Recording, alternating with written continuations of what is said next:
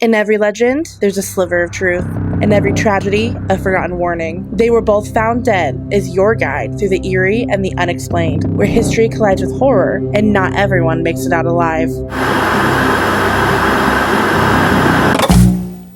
Welcome to They Were Both You're so Found sad. Dead. Get happy. Welcome to They Were Both Found Dead. Is that you mimicking me? Wait, what? Yeah, I don't know, you sounded... Did I sound like you? A little. I can be like you right now. Don't be like me. I mean, actually, I want to see you. I'll be you. I don't know how to be you. Thank you to... No, not thank you. Welcome to the... Welcome to They Were Both Found Dead. I'm... Oh, fuck. Damn it. Welcome to They Were Both Found Dead. I'm Ramsey. And I'm Adrian. Today, we're talking about final photos. Guys! How was your weekend? What do you say? You do this. I do this? You do that. I've never done that. How are you today? I'm kind of tired today. Sleepy man? Yeah. Last time you were having an existential crisis, today you're sleepy. Oh, yeah. We do this so late. It's like 9 p.m. It's my bedtime. It's true. It's true. Yeah, I can't believe I go to sleep so early now. I used to not sleep at all. How early do you go to sleep now? 11, 10:30. Oh, okay. Or it can last till like 12 if I'm feeling very nightish. I rarely go to sleep before midnight. Really? Yeah, Cody and I always do the New York Times Wordle. Really? Right when midnight hits, and then in bed I do the Strands, which is another New York Times game. Did you do Wordle today? Yeah, I did it right after midnight last night. I haven't done it. Don't tell me. I won't. Cody and I like to see who's going to go faster, or who goes faster, and then we give each other hints. I used to do that at work. Then it become boring, so that's that. Damn. But yeah, tired today. Long day. I've done a lot this week, though.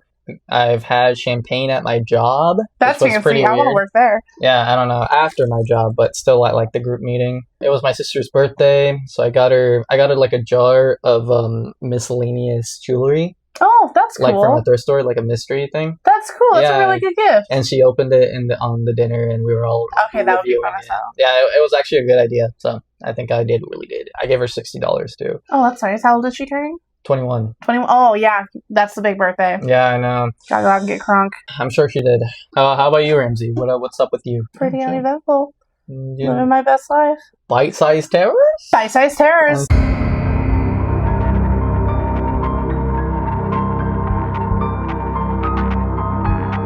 I'm feeling peckish. You're feeling peckish? Peckish for some horrors.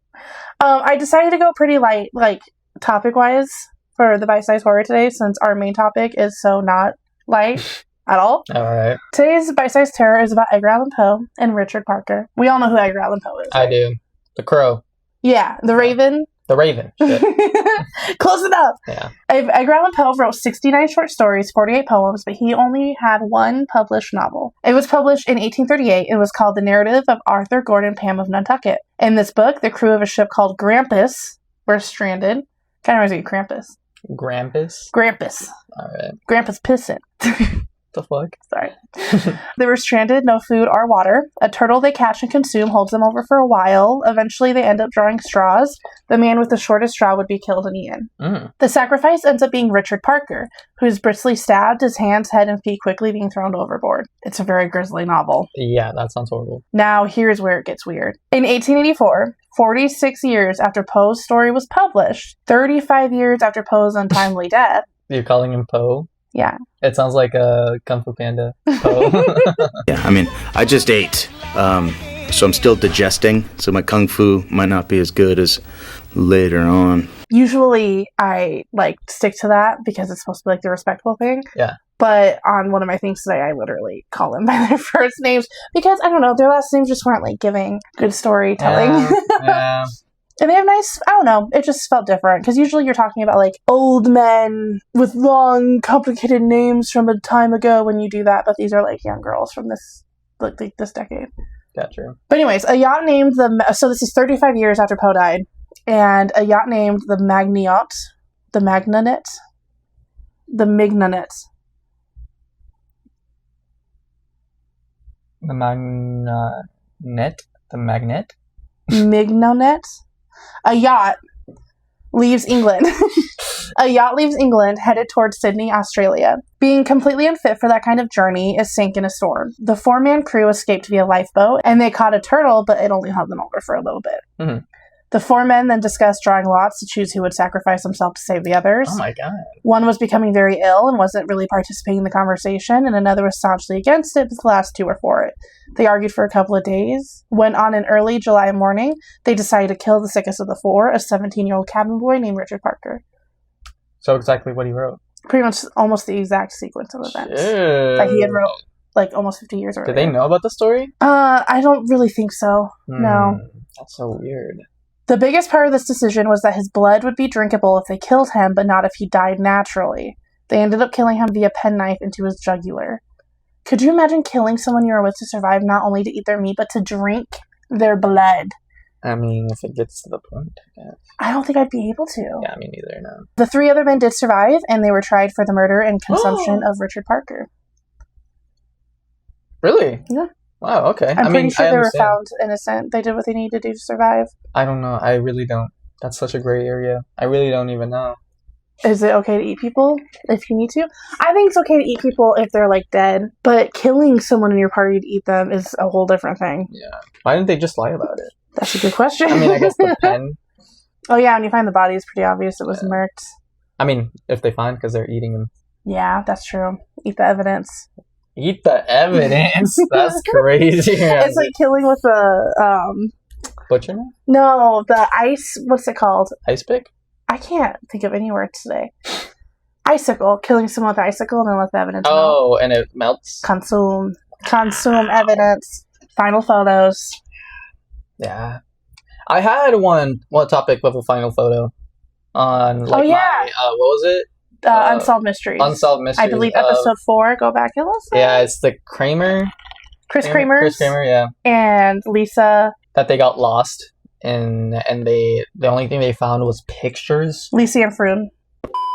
Between 1 a.m. and 4 a.m. on April 8th, 90 distressing flash photographs were taken in near total darkness, appeared to be a ravine, while others showed strange arrangements of, like, sticks and plastic bags. But one of them, the most chilling one, is the back of Kramer's head. Ooh, and there were creepy pictures. There were really creepy pictures, and no one knows if it was them who took it or someone else. Yeah, because it was weird. And it looked like that girl had blood on her face. I don't know. If it was her face. But yeah, this is going to be a heavy topic, because final photos inherently. Yeah. So I am starting today. Okay. And I've decided I'm not going to tell you anything. The way I'm going to do this is I'm going to show you the photo, and we'll describe it for our listeners. If you're not watching, a YouTube version available. But I'm going to describe it.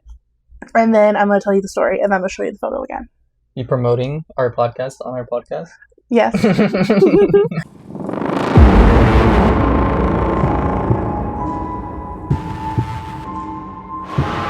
My final photo is a picture of 2 young women, 18 and 19 years old, taking a cutesy selfie together. How is this the final? This is their final photo. They're at their house. It's the final photo. Usually when it's like final photos, they're like kind of like outside or something like that. But them being in-house means like... The fact that that's a selfie? Yeah, is it like one of them kills each other or somebody comes in and kills them? Because it can't be... That's so weird. I don't know. I've never seen final photos from inside a house. Some good theories. This 2 young women, one is Native American descent, and she is wearing like a belt and a gold necklace, and the other one is a white girl with like red hair, and they're just like, cutesy posing, right? Yeah. 2 best friends, 18-year-old Brittney Gargol and 19-year-old Cheyenne Antoine, take a selfie together and post it on Facebook before heading out for drinks. They're described as inseparable. So they're out, you're already on track. Okay. This was in Canada, where the drinking age was just 18, so they were ready to party. That night, they went from a pub to a house party and finally to the Colonial Pub and Grill. Cheyenne later told police that Brittney had been drinking and smoking with an unknown man and that around 4 a.m. Brittney left with him. Cheyenne claimed she went to visit her uncle then at a senior care facility at 4 a.m. after an entire night of drinking and partying.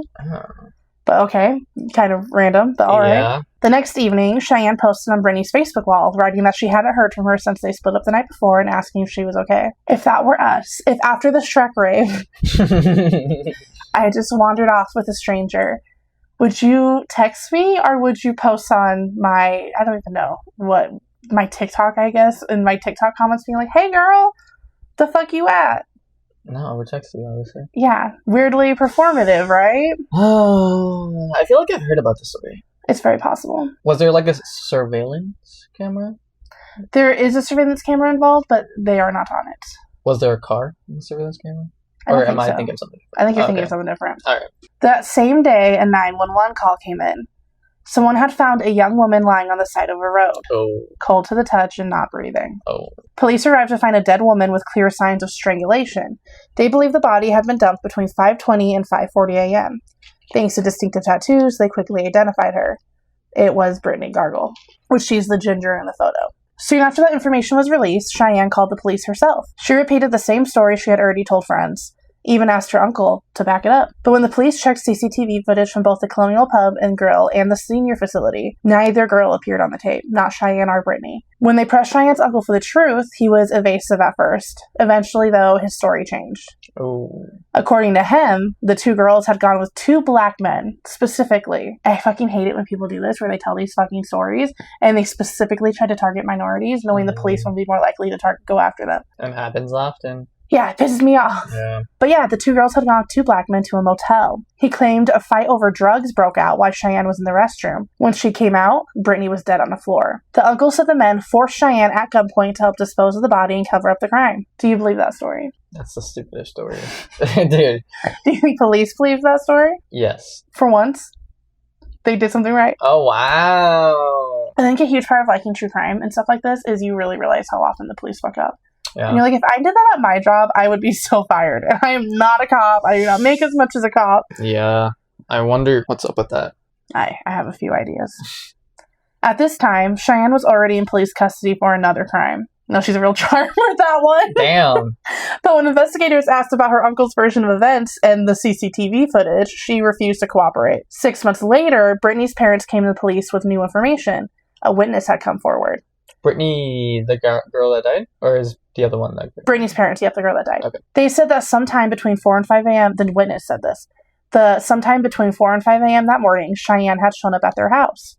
That Cheyenne was wasted and hysterical, and she confessed that she had hit Brittney and choked her during an argument, and that she was terrified because Brittney wasn't responding. The witness also recalled seeing someone slumped over in the car behind Cheyenne, badly beaten, not even conscious. Terrified, the witness ordered Cheyenne to leave and stayed silent out of fear. Okay. 2 more years pass. 2 years of interviews, leads, and dead ends. The autopsy confirmed what police suspected. Brittney had been strangled. Investigators then went back to the very first piece of evidence, the selfie Brittney and Cheyenne had taken that night. Could you imagine if we took a selfie together and then you ended up dead later, or I ended up dead later? That's really scary to think about, Ramsey. Oh, yeah, sorry. I'm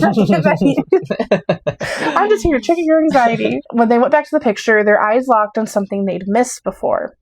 Cheyenne's belt, clearly visible around her waist. Oh. Wait, what? Cheyenne's belt. Was on her waist? Yeah. Wait.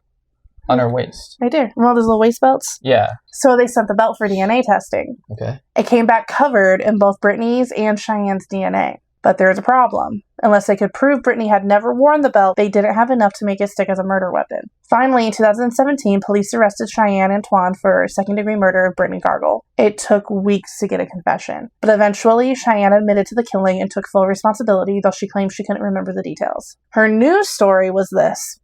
The two of them had been out partying and using drugs. After leaving the house party, Cheyenne's memory became hazy. She vaguely recalled the two of them stopping at McDonald's for food and then getting into an argument. At some point, Brittney took Cheyenne's phone and Cheyenne became enraged, but she claimed she couldn't remember anything after that. Because she admitted guilt and expressed remorse in court, her charge was reduced. Cheyenne was convicted of manslaughter and sentenced to 7 years.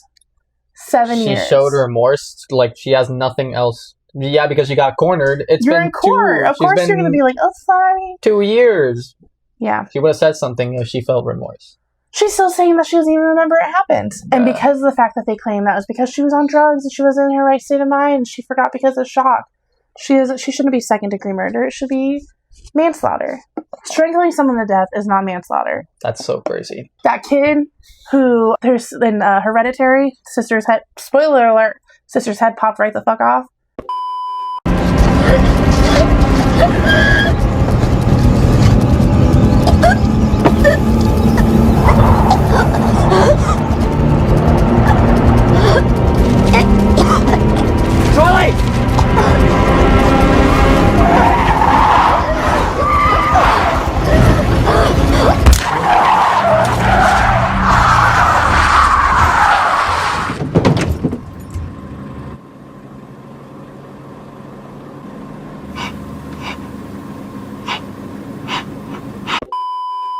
That's manslaughter. Is that like a accidental? Yeah. Okay. Or like drunk driving, you accidentally kill someone. Manslaughter? I think that's technically reckless manslaughter, but manslaughter. Mm-hmm. So in May of 2024, she was granted a statutory release, meaning she wasn't completely free, but was ordered to live at a residential drug treatment center in Calgary. Almost immediately, staff found syringes and pills in her room, and she tested positive for amphetamines. Oh. Cheyenne then unlawfully left the center and went on the run. Like I said, she's a real charmer, this one. Yeah. On June 2nd, 2024, she was spotted in a parking lot going car to car, pulling on handles to see which were unlocked. Always lock your car. Don't leave your keys in your door. She eventually found one occupied. She took the keys and stole the car by force. Imagine just sitting in your car, like eating your lunch on your phone. You forgot to lock the door. Someone fucking takes you out. That's their car now. You know, when I used to have my old car, like when I lived in my old apartment too, one time I went into my car and there was like cigarette butts and stuff like inside my car. So somebody like sat and like smoked cigarettes in my car and then just dipped. Imagine if they had been in there when you came out. Weird. Would they have been chill or would they have been aggro? I don't know. But that's scary, huh? Brandon Rogers has a really, really funny video. About that? He's the one. Someone knocks him. I'll show it to you. Yeah. Yo, how you doing, officer? I just want to let you know that I am sober as a snail, dog. I'm not a cop. Yeah, but then get the hell out of here. You're ruining my high, dog. This is my car. Come here for 1 sec. I gotta tell you something. I got a gun in this glove box. Witnesses described her laughing as she crashed into another vehicle while speeding away. Do you know how hard you have to be visibly laughing for people to see all of them be like, that bitch was cackling as you speed away? It didn't even take a day for Cheyenne to return to crime. By that point, she already had 15 serious institutional charges, including assaulting a prison guard in 2022. Holy shit. She has racked up 44 minor charges while behind bars for having drugs, for diverting medication, threatening staff, and more. Her last known charge was for assaulting a fellow prisoner on December 26, 2024. From what I could find, she is most likely still incarcerated, but her current status is unclear. Brittney never got the chance to grow up to see what her life could have been. The photo she took that night, the one that helped solve her murder, has become a haunting reminder of the trust she placed in someone who was supposed to be her friend. Gosh. And now, yeah.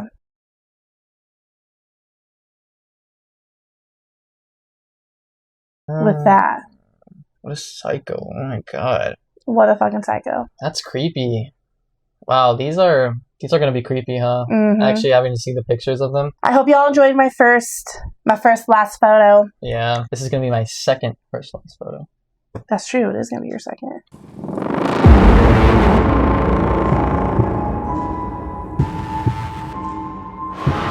And I'm pretty sure you guys have seen the picture before. I've seen the picture. I'm sure Ramsey has. I'm going to show it right now. See, I don't think I've seen this before. You've never seen that picture? I don't think so. Oh, never mind then. That's a really scary picture, and that makes me feel bad knowing that that's their really final bad. picture. It's really bad, actually.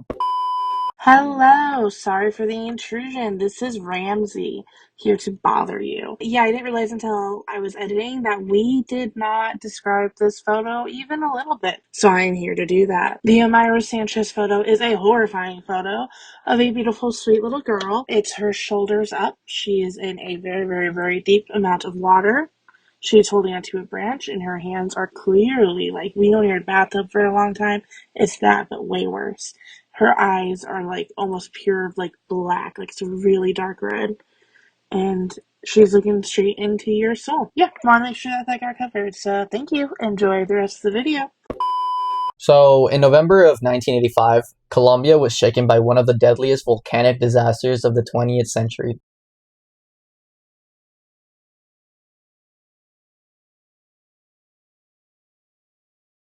Sending waves of mud, rock, and ice crashing down on entire towns. Wow. Yeah, 23,000 people.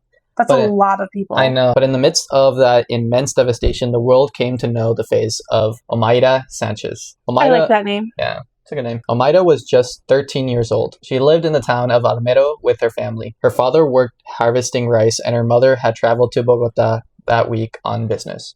How do you say Bogota in English? You are not asking the right person. Where is it? It's a place. I know Bogota?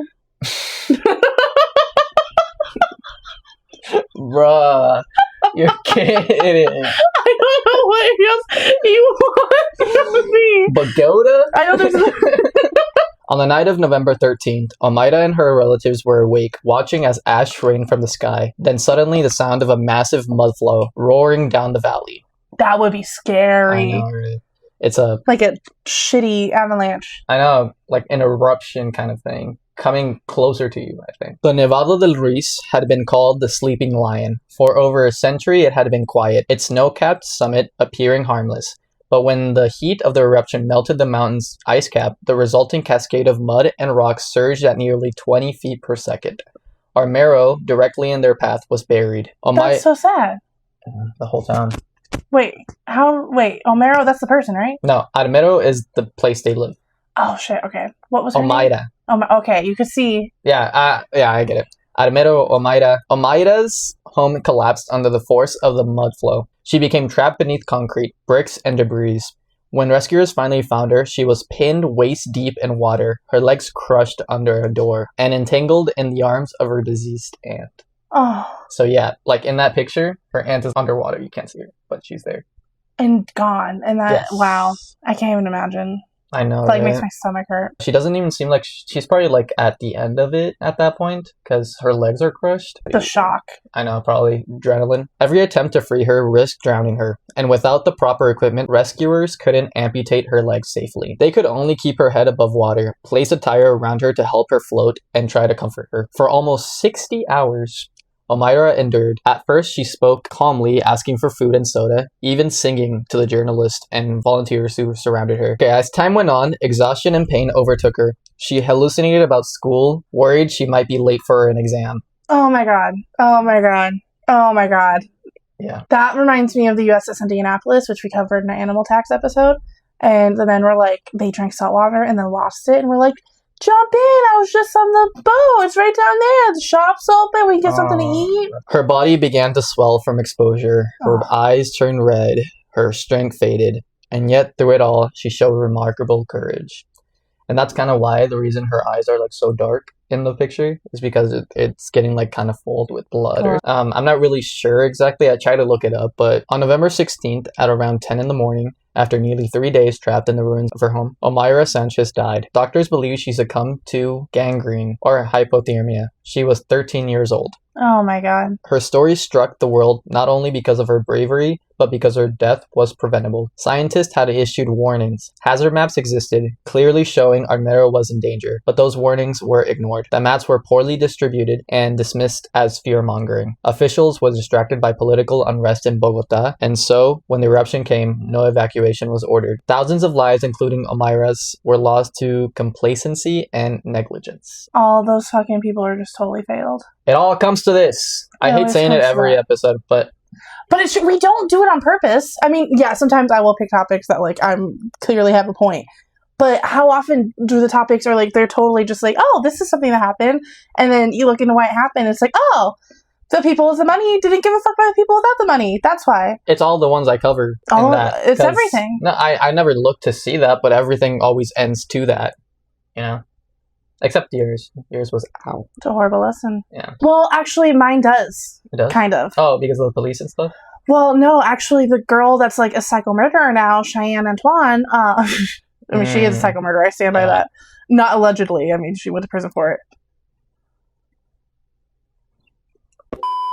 Okay, sorry about that brief interruption. My cat knocked the fucking everything over. Always. What were you even saying? Oh, I remembered. I'm so sorry. The woman, the psychopathic murderer, Cheyenne, whatever. She's indigenous in Canada. You know, Canada famously, like the United States, does not treat their indigenous folks very well. And they had those schools, those horrible schools for Native American people, where they basically took their culture and everything. And her family was there. And she was raised because of that. Like, she was raised in a really horrible household with a lot of drugs, and then a really horrible orphanage, and just had like a really, really horrible life, which made her into the horrible person she became. And that was because of racism and systemic classism. We're batting 100 still. Wow. That's really bad. It's really bad. If only the system was different. French photojournalist Frank Fournier. How do you say that? Fournier?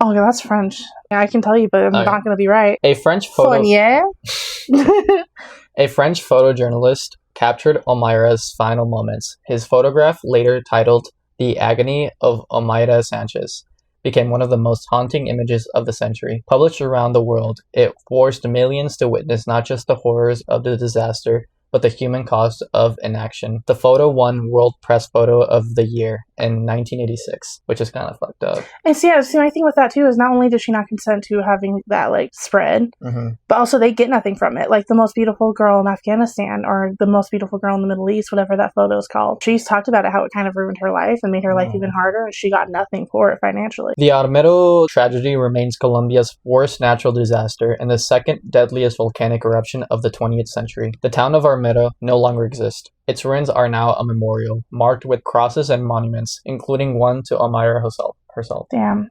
Yeah, I want to see that place. Her memory endures in other ways too, in novels, poems, music, and even in the names of species of cricket discovered decades later in the same region. To many, she has become more than a victim. She is a symbol of resilience, innocence, and the terrible price of neglect. Omayra's story is a reminder that natural disasters are never just natural. Human decisions, whether to prepare, to listen to warnings, to protect communities, determine who lives and who dies. And as we lose FEMA, let's remember that. I mean, that poor little girl, that was horrific. Yeah. And 13 is such a like any age, of course, would be horrible for that to happen to you. But I feel like 13, you're young enough where you're still so young, and you still have so much innocence. You're still a baby. Yeah. While simultaneously, you're old enough that you understand exactly what's happening and exactly how it's going to end. That's so sad. And the fact that like she was so, what's the word? Like so joyful at the beginning of it, like she was just talking to journalists and volunteers like were helping her and like just asking for food and stuff. At the beginning she probably really thought she was going to make it through it. Yeah, until like that third day hit that she was in that puddle, or like not puddle, it was like deep because her aunt was underneath her, and that's the picture. Oh, that's so scary. Knowing look that at her hands. Oh yeah. Oh, do you know how much that probably hurt? I think her like crushed legs is probably distracting me. Oh, there's a lot of pictures actually. She looks so small in this one. She's a little baby. At least she wasn't alone. Yeah, like that video of the Ukrainian girl getting murdered on the bus. Did you see that?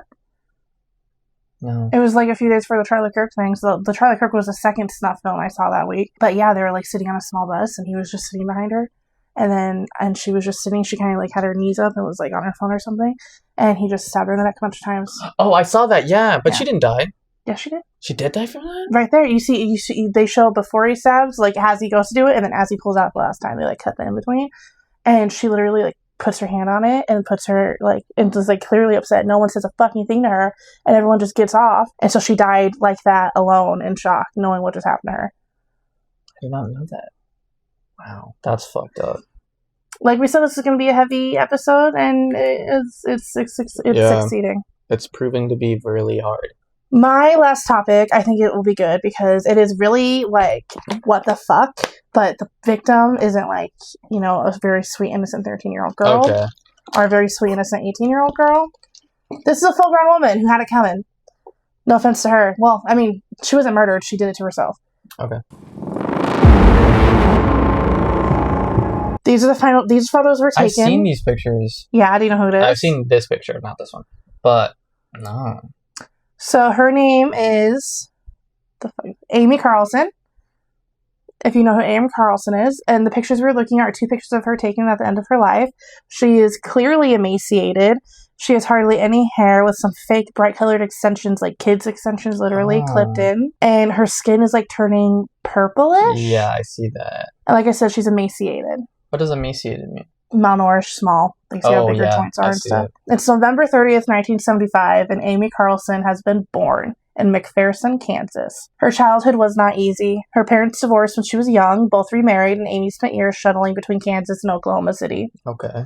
Eventually, Amy and her sister Tara moved in with their mom and stepdad, claiming their stepmother had been abusive. For a while, things felt normal. The family settled in Dallas, Texas, living a typical middle-class life. Amy got good grades, sang in the school choir, and seemed destined for a perfectly average future. Later, the family relocated to Houston, but deep down, Amy was searching for something more. As an adult, Amy had 3 children, each with a different father, which is like, okay. Yeah. I was friends with someone who was in a situation like that, and it was kind of funny because they would make jokes about their mom being a hoe. Oh, it's like really? The kids are aware when that's the case. And not to be a judgmental bitch, I don't think you're a bad person, but also, are you making the best decisions for your kids at that point? Yeah. She worked long hours as a McDonald's manager, providing for her kids. Mm-hmm. To outsiders, she seemed like an ordinary mom just trying to get by. But by the mid-2000s, something inside Amy began to shift. She became fascinated with New Age spirituality, spending hours online. On the spiritual forum lightworkers.org, she began posting constantly. You know this pipeline. Yeah. Connecting with people who shared her curiosity about the paranormal and the divine. I see it's hard to be into the things that we're into, and that's part of like why we did this podcast, because you should make the product you want. So many people are into conspiracies, paranormal ghosts. They're like stupid in the racist way. Or like they can be convinced of anything. And so like, for example, so many conspiracy people are just MAGA heads. Yeah. So, no, a conspiracy does need like something behind it. Yeah. She then met a man named Amaranth White Eagle. Oh, hell no. Guess the race. This guy better be Native American or something. No. Oh, shit. No, not even a little. He didn't just encourage her beliefs, he fed them. And welcome to Night Vale, it's a podcast, and it's like a creepy town, blah, blah, blah. But there's one guy there who's like the white guy in the headdress who pretends he can read tracks. He like hates them. A great howling was heard from the Night Vale post office yesterday. Postal workers claim no knowledge, although passers-by described the sound as being a little like a human soul being destroyed through black magic. The Indian tracker, now, I don't know if you've seen this guy around. He's the one that appears to be of maybe Slavic origin, yet wears an Indian headdress out of some racist cartoon and claims to be able to read tracks on asphalt. He appeared on the scene and swore that he would discover the truth. No one responded because it's really hard to take him seriously in that headdress of his. He didn't just encourage her beliefs, he fed them. Amaranth convinced Amy that she wasn't just special, that she was divine. Oh. A 19 billion-year-old spiritual being sent to Earth to lead humanity into a new age of enlightenment. Jesus Christ? Wow. You're literally right on the money. Oh, shit. Amy began to claim she was experiencing visions, paranormal phenomena, and even that a voice had told her she would one day be president of the United States. Wow. In 2007, Amy made a devastating choice. She left her husband, her children, and her job, cutting off almost all contact with her family. She joined Amaranth White Eagle, and I can't even say his name with a straight face. She joined Amaranth White Eagle in Colorado to begin what would become her movement and her downfall. Oh. The group started as the Galactic Federation of Light. That is like a Parks and Rec community level. Yeah. I have terrible news. You do? The world is going to end tomorrow at dawn. Aw, nuts. Zorp is going to be here to free you from your flesh. I'm a 9th level octo priest in the Church of the Reasonableists. Oh boy. The land is sacred in our religion because it's the place where all human souls will be transmuted when Zorp the lizard god passes through Jupiter's sphincter. Hail Zorp. Hail Zorp! That's like a little kid. Would you ever join a cult? Just for the plot, maybe? No. Oh, okay. Obviously not. Would you? How far do you have to go to join? I mean, they'll stick... Don't they, like, track you down and stuff like that if you even... Yeah, I guess I wouldn't actually join a cult. I just think it'd be interesting to, like, go... Like, for example, to go into the Scientology building and just, like, have have one little meeting. Hell no, Ramsey. What are you doing? I just want to know. There's other fun things to do, Ramsey. And I do them, okay? I have to think about it. I'm so lucky there's not a Scientology building here because I would go in. Oh, fuck. It had Amy and Amaranth taking on new roles. Mother God and Father God. They're real creative name-wise. By 2009, they were posting their first videos to YouTube. That's what we do. I'm Mother God. So I'm Father God? You're like Bestie God. Ah. Mother God and Bestie God. Why do you get to be Mother God? Well, I don't know. I I feel like wanna if be you're Mother Father God. God, okay, you're Mother God and I'm Bestie God. I'm Bitch God. Spreading their bizarre teachings to anyone willing to listen. Over time, Amy's charisma drew in followers. If they can get followers, literally that's what I was thinking when I wrote this. I was like, if they can get people to follow them, we can definitely. I mean, they're like dumbass people, though. That's true. We do not target dumbasses. Yeah. So if you're here, feel good about yourself. It's very easy to rile up dumbass people. Get them outside the Capitol. You just gotta say, like, the keywords, you know? Smart people don't like me, you know? And they're right there It's with you. so true.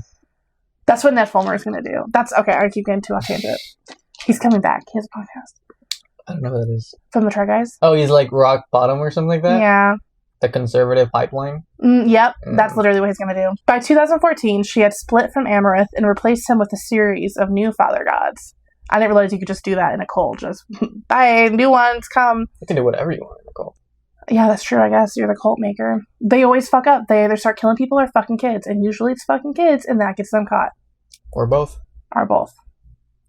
Her first deeply loyal follower was Miguel Lamboy, who became the group's manager, handling finances and logistics. The group traveled constantly, hopping between Colorado, Oregon, California, and Florida, before eventually settling in Moffat, Colorado in 2018. That's how recent this is. By then, they had adopted their new name, and the name most of you probably know them as. Love Has Won. She is Mother God from the Love Has Won cult. They're so hippie. Oh, yeah. It's that pipeline of hippie that became, like, also super racist. That crunchy granola shit. Not fun hippie. Racist hippie. Hippies have always been a little bit, like, there were rich people that wanted to be like, oh, love, man, instead of, like, actually fixing things. Oh, that's stupid. Amy's teachings became stranger and more dangerous. She claimed she had been incarcerated. She should have been incarcerated. She claimed she had been incarnated 534 times, living past lives as Cleopatra, Jesus Christ, Joan of Arc, Harriet Tubman, Helena Blavatsky, and even Marilyn Monroe. Did she say somebody that's alive? She does mention someone that's alive. I'll get to that in a second. But yeah, you're on. Okay, she's a weirdo. Dumb, too. She said Elvis Presley was her son in another lifetime. Damn. She preached that she was here to lead exactly 144,000 chosen people out of the 3D world and into the fifth dimension, a higher plane of existence. She also said she received guidance from the Galactics, a group of spiritual beings made up of dead celebrities. Names like Robin Williams, Tupac Shakur, David Bowie, Whitney Houston, and even Steve Irwin. Dang, sign me up then. And strangely, some living people too. Like Donald Trump, whom she believed had been her father in another life. Her father? And mind you, this is in the 2020s. Daddy Trump, literally. She's a dumbass. She was the original Daddy Trumper. Oh, God. Because they started saying that a few months ago. Ew. To her followers, Amy was Mother God, the only one who could save them. To her critics, she was a cult leader preying on vulnerable people. Amy promised her followers she could heal anything. Cancer, addiction, brain tumors, even autism. Simply with the power of love. Would you go to her for your medications? No, dude. Period. This is rage bait. This is rage bait. Oh, it's about to get real rage bait. She sold colloidal silver, claiming it was a cure-all, even for COVID-19. We have entered full rage bait. She's pissing me off. She's pissing everyone off. In reality, Amy herself was consuming massive amounts of it every single day. Consuming what? The colloidal silver. Okay. It's like a chemical. Wow. You know when Trump was telling people to inject bleach? It was that vibe. Oh. Over time, it began poisoning her body, turning her skin a strange purplish gray and causing irreversible damage to her organs. Oh, that's why she was purple. Yeah. In 2020, Amy's health had collapsed. She weighed just 75 pounds, was paralyzed from the waist down, and could barely move without help. She told her followers she had cancer, but that was not true. The real cause was far more horrifying. Years of alcohol abuse, starvation, and colloidal silver poisoning. Even as she grew sicker, Amy continued to preach, sometimes via live streams where she appeared visibly frail, her skin discolored, and her voice weak. Her followers believed they were witnessing her ascension to a higher plane, not her rapid physical decline. In August of 2020, the group briefly relocated to Hawaii. Amy publicly proclaimed herself the Hawaiian volcano goddess Pele, sparking outrage amongst locals. That's a quick way to do it. Wow. I know. She's lived so many lives. This fucking white bitch shows up and she's like, hello, Hawaiians, I am Pele. Oh, God. And the picture that she showed me? Oh, hell no. She still has that, she's like, starting to look like that. She has those fucking extensions in her hair. Those fuck-ass things. And people followed her? Damn. Yeah. People are dumb. Yeah, I mean, yeah, vulnerable people, they just want to believe. And the more you get into something that you really shouldn't believe, the more you don't want to go back on it because then you have to be like... Oh, yeah, I was wrong. I did all that. Residents gathered outside their property, chanting prayers and lighting fires. The protest grew so intense that the mayor had to personally intervene, and within days, Amy and her group were forced to flee back to Colorado. A lot of cults run Hawaii, and Hawaii is sick of it. By April of 2021, Amy was near death. The group was staying at the group was staying at a lodge in Ashland, Oregon, when Amy had to be carried everywhere by her followers. At one point, she begged to be taken to a hospital. Oh. Her followers refused, convinced that medical treatment would interfere with her spiritual process. Hey, you reap what you sow. Literally. That little I bet that was her when she was like, I fucking did this. According to later statements, Amy died sometime shortly after April 10th. Damn. But no one outside the group saw her alive after April 10th. It was only the people in the group saying she lived longer. When Amy died, her followers didn't report it. They didn't call for help. Instead, they began moving her body, first hiding it in the Mount Hood National Forest, where they claimed they were waiting for the Galactics to come and retrieve her. Oh, wow. This is literally the fucking cult from Parks and Recreation. Yeah. I bet there's like South Park episode about this or something. I could totally see that. If there is, I'll put something right here. When no beings appeared, they decided to transport her corpse across state lines back to Colorado. By the time they reached their home base in Crestone, Amy's body had been dead for days, maybe even weeks. Oh. On April 28th, 2021, Miguel Limboy walked into the Sagache County Sheriff's Office. He told police that the group had arrived at his home with Amy's dead body and refused to leave. He wanted nothing to do with it anymore. Deputies rushed to the property, and what they found was horrific. Trigger warning, it's gross. What? Amy's body was mummified, wrapped tightly in a sleeping bag. Her face was smeared with glitter, and her eyes were missing. Strands of Christmas lights were wrapped around her body like a grotesque shrine. 2 young children were living in the house while her decaying body was displayed in a nearby room. Police later said it was one of the most disturbing scenes they had ever encountered. When word spread, Amy's followers didn't see it as a tragedy. They insisted she hadn't died at all. To them, she had ascended, taking on the pain of all humanity to heal the world. They believed her physical body was merely a vessel and that her spirit had moved on to a higher dimension. Amy's autopsy told a very different story. She had no cancer. Her cause of death was a global bodily collapse due to extreme malnutrition, alcohol abuse, and chronic colloidal silver poisoning. Her organs were failing one by one while her followers stood by, refusing to get her help. 7 group members were charged with the abuse of a corpse and child abuse because of the children living in the home. Prosecutors later attempted to upgrade the charges to tampering with a deceased human body, but in the end, all charges were dropped. Meanwhile, Miguel Limboy disappeared completely, allegedly after draining the group's bank account of $330,000. To this day, 2025, no one knows where he went. Wow. After Amy's death, Love Has Won fractured. Some members rebranded as 5D Full Disclosure. That's like a band name, 5D Full Disclosure. That's another cult? Yeah, they branched off into that, and they're like, let's make this cult. Continuing to spread her teachings online. Others followed Jason Castillo, Amy's last father god, into a splinter group called Joy Reigns. And even now, years later, many of Amy's former followers still believe she was Mother God, and they claim she will return to lead them to the 5th dimension. In the weeks leading up to her death, Amy continued to appear in videos, visibly skeletal, her skin a haunting bluish gray from silver poisoning. Wait, they didn't take the body? The cops? No, this is in the weeks leading up to her death. Oh, I see. Oh, my bad. You're good. In the weeks leading up to her death, Amy continued to appear in videos, visibly skeletal, her skin a haunting bluish gray from silver poisoning. Those videos are some of the final images of her life, and they are chilling to watch. Her followers didn't see a dying woman, they saw proof of her divinity. Proof they believed that she was absorbing the pain of the entire planet. But the truth was simpler and sadder. Yeah, I know. Like, you're not Jesus Christ. Even though she literally thought she was Jesus Christ. Those final videos were documenting the slow, preventable death of a woman completely consumed by her own delusions and the devotion of those around her. Amy Carlson's so-called ascension was not a miracle. It was death. One that ended with her body lying in a remote Colorado home, wrapped in Christmas lights, worshipped like a relic while 2 innocent children played nearby. And today, those final photos and videos of Amy remain haunting reminders how easily belief can turn deadly, and how even the most devoted followers can mistake tragedy for transcendence. But yeah, knowing that, and knowing all the shit she did. Oh my god. Literally poisoning. Yeah, I see that. Yeah. Why is she in water in this one? She's there on vacation. That's like inside her house, though. I know, I don't know. It probably felt good on her bones. Like, you know, once you get a certain weight low enough, like anorexic, it literally hurts to sit down.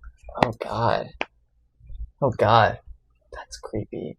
Yeah, that was she horrible. kind of already looks a bit mummy-ish, so... Yeah, that like the clammy. Yeah. Lovely. Gross. It shows how easy the human mind can be swayed. It's true. And you could create your cult today, guys. We'll join. Let us hear it. Or join our cult. Why can't we be the cult leaders? Join our cult today. I think a girl just got canceled on TikTok for trying to make a rile cult. up. Wow. It was just like kids being kids, like doing witchy shit in their room, and then adults. There's totally a whole satanic panic thing coming. Oh, you think so? Yeah. We don't have our next episode picked out, so I can't tell you what it's going to be. Wait. Should it be Satanic Panic? Satanic Panic. It was a thing. Wait, let me see. We're going to choose live. It's your turn to pick. Live. I kind of like just taking turns picking. Next episode is... Wait, where is it? Horrible Prisons. Wait. Horrible Prisons! Woo! So get excited for some... Yeah, that one's definitely going to be about government overreach and... Yeah, I was kind of questioning. I don't even know if I really want to do Horrible Prisons. We might be doing Horrible Prisons. Yeah. You'll find out next week, bitch. Sorry. Or Stranded. People stranded. If you have an opinion, let us know. Maybe we'll listen. I posted a short on YouTube, and then when I pull up YouTube Creator, like YouTube Studios or whatever, it like just shows all the most recent comments. It's when it first came up. And my sister commented on the short, terrible, like a frowny face, because like what happened was terrible. But all I just saw was a comment that was like terrible, and I was like, and I saw it was from my sister, and I was like, Delaney, what the hell? You like you physically stopped. Literally, my stomach dropped. Like, oh no, our first hate comment on YouTube. That's so funny. We've had many on TikTok. We have? Yeah. Someone took commented on the Hummel stairs one. I know damn well she ain't walking up those stairs. Are you fucking kidding me? I really laughed at her. Oh, and then I deleted it, and then I laughed at her. Oh my god. I don't want to hear mine. I told you the only one that was bad was the one that called you a slur. Yeah. They didn't know, but they're right on the target. Yeah. I mean, it's kind of obvious. I don't think it's that obvious. Well, guys, thank you for watching this episode. It was... Horrible one, yeah. I'm sad. I feel like it was kind of entertaining. I cried a lot doing the research for this. Oh, really? Yeah. For this first one? Just looking for trying to choose what photos. Oh, and there's a lot of bad ones. One of the big things I was going through was Reddit's. There's a Reddit, a subreddit I'm actually a part of called Final Photos or Last Photos. Or I think it's called Last Images. And a lot of them are really sad. It's not actually like big stories or anything like that. It's just like small, like, oh, here's the picture of my dad. That is one of the options. It's one of the things though, and I did not look into that one because it is sad. Those, and it is sad, yeah. But they have like a celebrity option or a news option. I was looking under those, but like one of the ones that like literally Cody was like getting ready to go to work and I'm bawling and showing him like the most depressing things. You did this in the morning? He was working at 2 that day. Oh, I see. So it was like noon, 1 o'clock. One of them, I literally was bawling, and it was a family of 4, and it was like the parents and then like 2 young girls. And after that photo was taken out like a family thing, and then they drove home and were hit by a drunk driver. And the 2 little girls died, and the 5 years later, the dad killed himself. There was another one where it was the same exact scenario of the family of the 2 little girls, so they were even younger, and their kids got killed by their dogs. And like the cop had described it as like the little girl was everywhere. Thank you. Yeah. All right. Sorry. Just sharing the trauma. On that ending note, guys. I might cut that. I don't know. I'm excited. Yeah, that's a little bit crazy. I want you to clip that out of my mind. Sorry. Drink bleach. It's the opposite of a palate cleanser. On that note, I'm sorry. Watch us again. Like, subscribe, share. Tell your friends to watch us. Tell your friends, yes. All right. See you guys later. We'll see you next week. Bye.